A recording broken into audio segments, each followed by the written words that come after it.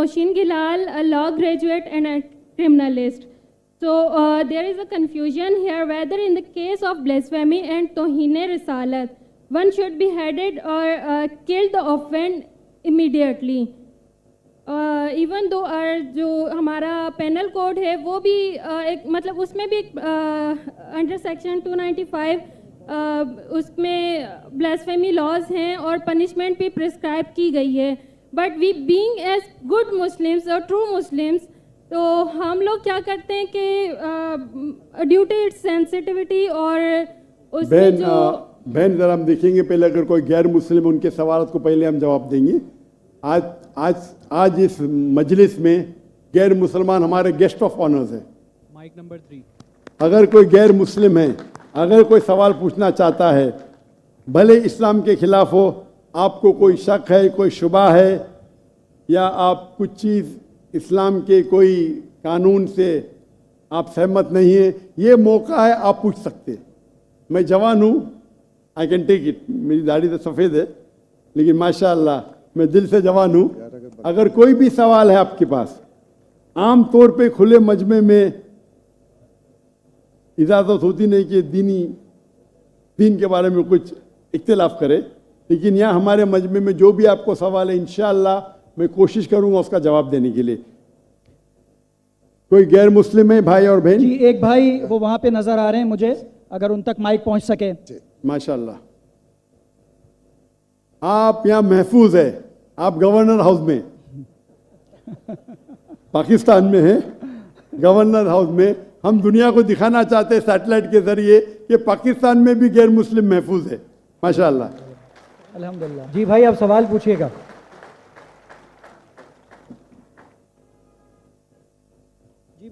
जी सवाल पूछिए आप। आपका नाम? मेरा नाम जावेद वजीर मसीह है। भाई साहब गैर मुस्लिम, और मैं मज़ाहिब का तालिब इल्म हूँ और आपका बहुत बड़ा फ़ैन हूँ। इसी तरह से मैं डॉक्टर इसरार अहमद साहब का भी फ़ैन हूँ। भाई साहब आप और मुसलमान, सबसे बढ़कर भाई साहब आप आप मुसलमान है क्या गैर मुस्लिम है? जी मैं क्रिश्चियन हूँ। जी हाँ, जी जी हाँ, पूछ सकते हैं। मैं आखिरी नबी मोहम्मद सल्लल्लाहु अलैहि वसल्लम का भी बहुत बड़ा फ़ैन हूँ और फॉलोअर हूँ। मैं एक दो बात करना चाहता हूँ। अगर हम सूरत मायदा में पढ़ते हैं तो उसमें जिक्र हुआ है कि जो नसारा है, जो मसीह हैं, ये ईमान में आपके बहुत करीब हैं। फिर उसके बाद मैं जिक्र करना चाहता हूँ, जब आप पे बुरा वक्त आया, तौबा माजरत के साथ मैं लफ्ज़ लेता हूँ, तो आपको एक मसीह बादशाह ने पनाह दी। उसके बाद मैं ये देखता हूँ कि हजूर सल्लल्लाहु अलैहि वसल्लम जब अपनी ज़ात में थे तो एक बेवा खातून थी जो आप रास्ते में से गुजरते थे तो आप पे वो कचरा फेंकती थी, लेकिन आप नीचे से देखते हुए मुस्कुरा के चले जाते थे। उसका क्या हुआ कि 2-3 दिन के बाद ये वाक़या ख़त्म हो गया। उसके बाद आपने देखा कि ये क्यों नहीं हो रहा। जब आपने देखा कि वो बिस्तरे बीमारी पे पड़ी हुई है और आपने जाकर उनकी तीमारदारी शुरू कर दी और आपने उनको खाना दिया। उसके सवाल आ रहा हूँ ना भाई, इंटरप्ट क्यों कर रहे हो? मैं ये बात करना चाह रहा हूँ कि मोहम्मद सल्लल्लाहु अलैहि वसल्लम जो हैं वो रहमतुल आलमीन हैं। वो जब बेवा ने देखा कि जिन्होंने मुझे भड़काया था वो तो कोई अब उनका पुरसाने हाल नहीं है, लेकिन हजूर सल्लल्लाहु अलैहि वसल्लम नबी कौनो मकान आखिरी नबी जो है सरवर कायनात रहमतुल आलमीन है, वो उनकी तीमारदारी करते हैं। वो आपके इस अमल को देखकर बशर्फ इस्लाम हो गई। आज मैं अपने मुल्क में देखता हूँ कि मुझे मसीह होते हुए यहाँ नफरत की निगाह से देखा जाता है, जबकि उनको रहमतुल आलमीन कहा गया है। अगर हम अपने मसीहों के साथ वो रवैया नहीं रखेंगे जो हजूर सल्लल्लाहु अलैहि वसल्लम ने रखा है तो वो कैसे रहमतुल आलमीन हैं?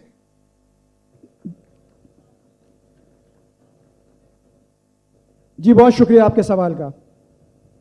आखिरी अल्फाज जरा।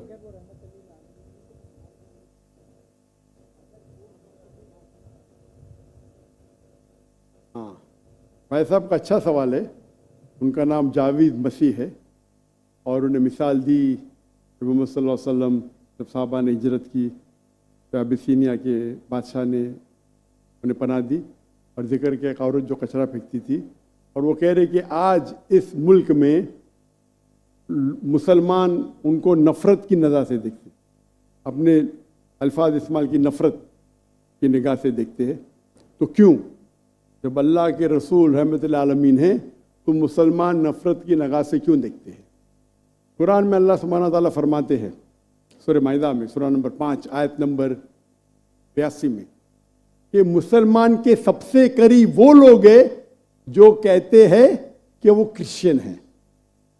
ये कुरान की आयत है कि मुस्लिम से सबसे करीब वो लोग हैं जो लोग कहते हैं मैं नसारा हूं, आई एम अ क्रिश्चियन।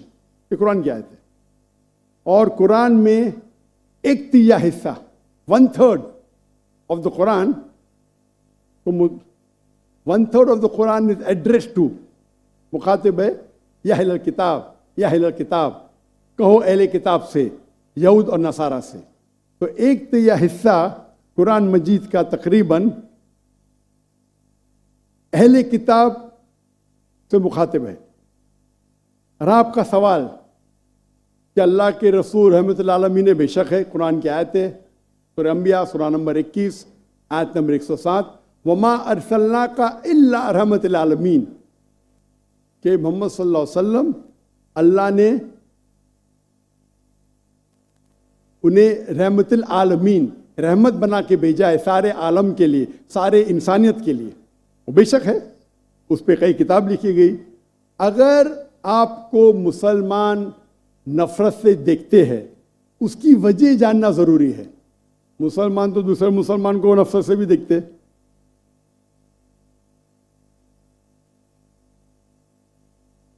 नहीं देखना चाहिए, नहीं देखना चाहिए। अगर वजह एकदम सही है, मैं नहीं जानता हूं क्यों देखते हैं। अगर मैं एक शख्स को देखूंगा जो एक लड़की को छेड़ रहा है तो मुझे भी उससे नफरत आएंगी, चाहे वो मुसलमान हो, चाहे हिंदू हो, चाहे मसीह है।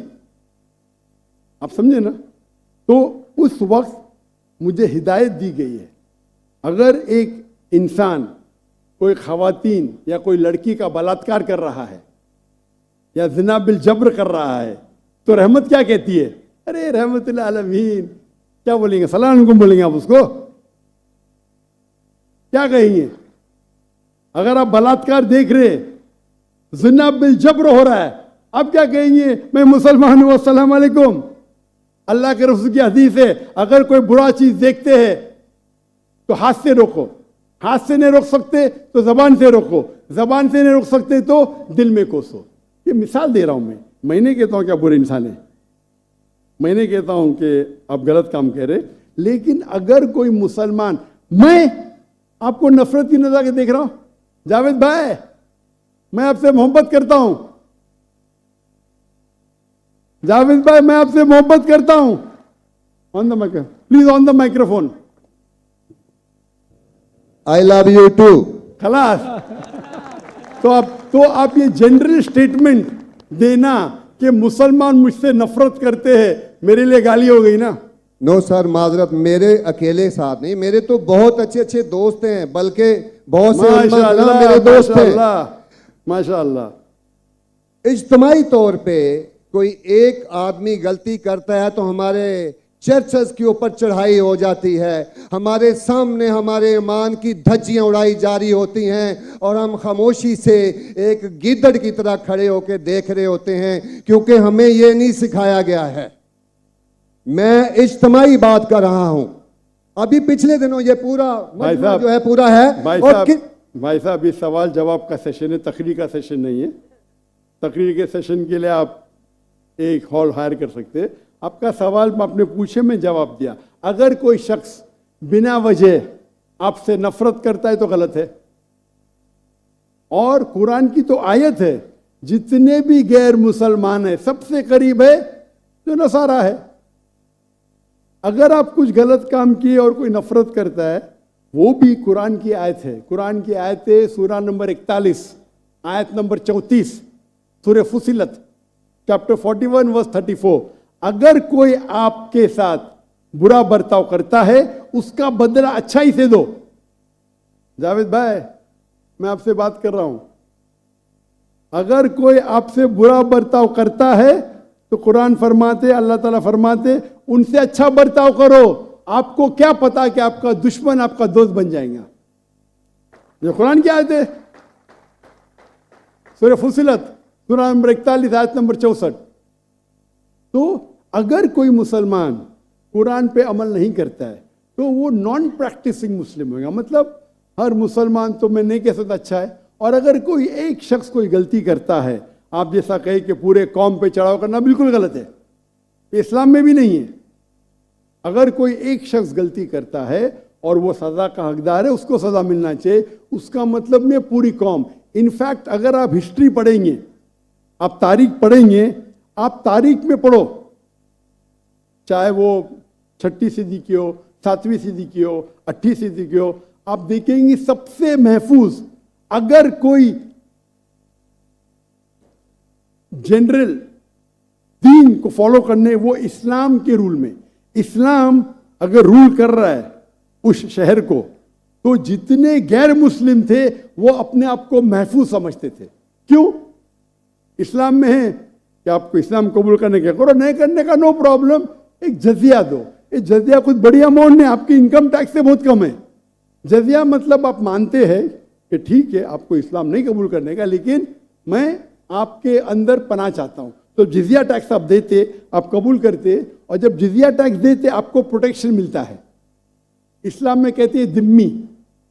और आप अगर इस्लामिक शरिया रूल के अंदर गैर मुस्लिम हैं तो मुसलमान मुल्क का फर्ज है कि आपको महफूज रखे, आपको कोई छू नहीं सकता है। और अगर जंग होता है तो आपको लड़ने की भी जरूरत नहीं, बाकी सब मुसलमान को लड़ने पड़ेगा। और जिजिया बहुत कम है, इनकम टैक्स का तो स्मॉल परसेंटेज है। इसीलिए अगर आप हिस्ट्री पढ़ेंगे, जब सलाउद्दीन अय्यूबी ने कॉन्स्टेंटिनोपल पे हमला किया, उस वक्त जो क्रिश्चियंस थे, ईसाई मजहब में कई फिरके थे, ऑर्थोडॉक्स, प्रोटेस्टेंट, कैथलिक्स, खुद ईसाई लोग अपने बाकी ईसाई भाइयों से उनका कत्ल करते थे। और जब इन लोग ने कॉन्कर किया कॉन्स्टेंटिनोपल को तो मुसलमानों पे जुल्म किया। तो जब सलाहुद्दीन अय्यूबी ने कॉन्कर किया तो ईसाई लोग डर गए कि अभी तो हम लोग की मौत आ गई। तो उनने कहा, मैं सलाहुद्दीन अय्यूबी हूं, मैं मुसलमान हूं, आप मेरे राज में महफूज है।